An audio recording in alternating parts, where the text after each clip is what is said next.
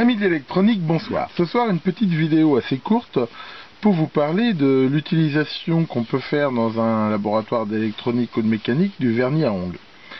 Ah, vous allez me dire, oh là là, qu'est-ce qui se passe là, Sirob, là, tu changes complètement de sujet. Non. Ah, il est vrai que le vernis à ongles a normalement pour vocation d'embellir les ongles de la jante féminine. Mais on peut l'utiliser en fait pour quelque chose, des fois pas mal d'utilisations assez intéressantes dans un laboratoire. Là, comme vous voyez, j'en ai un peu de toutes les sortes.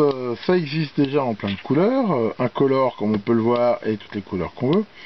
Et surtout, ça coûte pas cher. Le vrai vernis pour les ongles de qualité, ça peut coûter peut-être très cher, j'en sais rien, je n'achète pas. Mais ça, c'est du vernis qui coûte que dalle. En moyenne, les trucs, je les paye 1,50 € dans des vides-greniers, des solderies, des machins comme ça. C'est pour l'usage que j'en fais, c'est bien suffisant. Alors, à quoi ça peut servir? La première utilisation que j'en fais, c'est l'utilisation, en fait, ce qu'on appelle en frein filet. Alors l'idée c'est que quand on visse, comme on voit ici, n'importe quoi qui peut se visser, un filetage, un écrou, un boulon, ça peut être des fois intéressant de le bloquer de façon plus ou moins forte, plus ou moins définitive. Alors il existe pour ça des vrais systèmes, hein, voilà par exemple. Alors ça c'est pas un vernis, c'est ce qu'on appelle une colle anaérobie. C'est le principe en fait d'une colle qui va prendre dès qu'elle sera hors de l'air. C'est-à-dire qu'ici elle est liquide.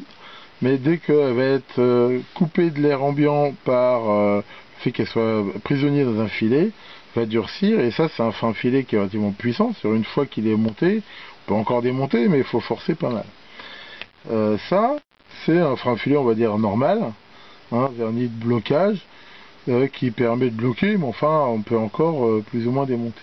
Alors il en existe plein de sortes de freins filets, et le vrai frein filet de qualité ça coûte assez cher.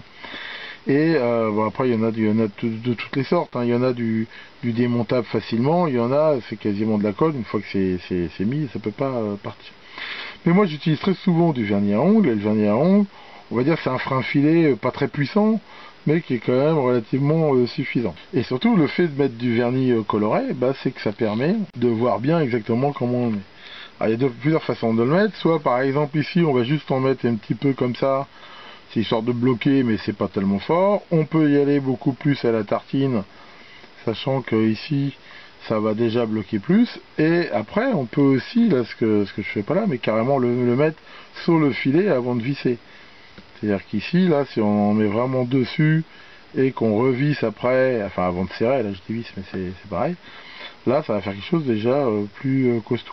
Alors l'avantage du vernis surtout, c'est que ça sèche relativement vite, parce que c'est un solvant qui est très volatile, et donc ça permet de voir ça, puis surtout visuellement avec les couleurs, bon on voit bien l'endroit où on est. C'est une des meilleures utilisations que j'en ai, mais j'utilise à autre chose aussi. Alors une chose qu'on peut faire aussi, c'est bloquer éventuellement des réglages. Donc voilà par exemple là pareil, on peut très bien ici mettre une petite goutte de vernis sur un réglage, voilà, complètement comme ça.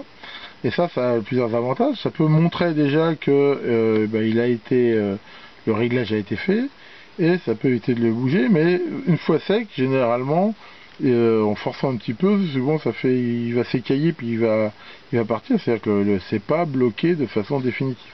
On peut aussi en mettre ici sur des potentiomètres 10 tours comme ça. Alors ces potentiomètres là, ils bougent pas tout seuls. Mais c'est pareil, ça peut montrer, voilà, le réglage est fait et je ne peux pas y toucher. Donc voilà une utilisation. Je l'utilise aussi des fois simplement pour marquer. Hein, je sais pas, enfin, les anciens qui se rappellent les oscilloscopes, les matériels électroniques qui étaient faits avant les circuits imprimés, souvent c'était des sortes de barrettes en bakélite ou en porcelaine. Les Tektronix c'était fait comme ça, sur lequel on montait des composants. Souvent on voyait des petites taches rouges comme ça de vernis sur toutes les soudures, et c'était fait pour montrer que ça avait été vérifié en fait, hein.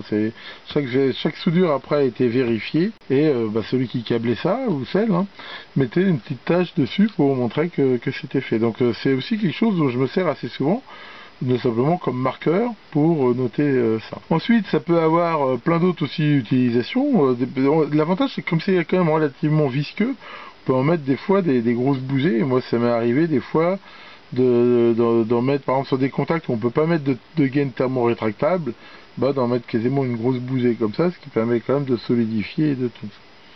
Enfin voilà, on peut aussi l'utiliser, bah, quand ça sèche, ça colle un petit peu, alors c'est pas une super colle, mais on peut s'en servir pour différentes choses. Alors, une autre utilisation qu'on peut en faire, c'est quand on fait des bobinages, par exemple, pour pouvoir bien fixer les spires qu'elles ne bougent pas sur une bobine, quand on bobine des transfos, des choses comme ça. Alors là, certains, j'ai déjà lu, alors je ne l'ai pas constaté moi-même, préconisent d'utiliser plutôt du vernis incolore que du vernis avec des colorants, parce que les colorants pourraient avoir un effet soi-disant en haute fréquence. Bon, je ne l'ai jamais constaté, mais c'est peut-être vrai. Et par contre, quelque chose où éventuellement faire attention, en effet, c'est éventuellement faire un essai avant, parce que le solvant qu'il y a dans les vernis, éventuellement pourrait attaquer le vernis du film. Enfin, généralement, moi, j'ai fait très souvent, ça marche très bien. Alors, sur les bobinages, on dit que des fois, il faut utiliser de la fameuse cire HF. Alors, je sais pas trop où on en trouve de cette cire HF. Il y en a qui utilisent de l'araldite, de la cyano, enfin bon, il y a un petit peu de tout. Pour ma part, hein, moi très souvent j'utilise plutôt soit de la colle thermique, hein, de la colle pour pistolet à colle, ça j'en utilise beaucoup, que je mets avec du fer à souder, ça fait quelque chose que j'aime bien pour bloquer les composants et ça se démonte relativement bien. Mais on peut utiliser aussi du vernis, moi j'ai fait des tas de bobinages avec du vernis à ongles et honnêtement ça a toujours plutôt bien marché.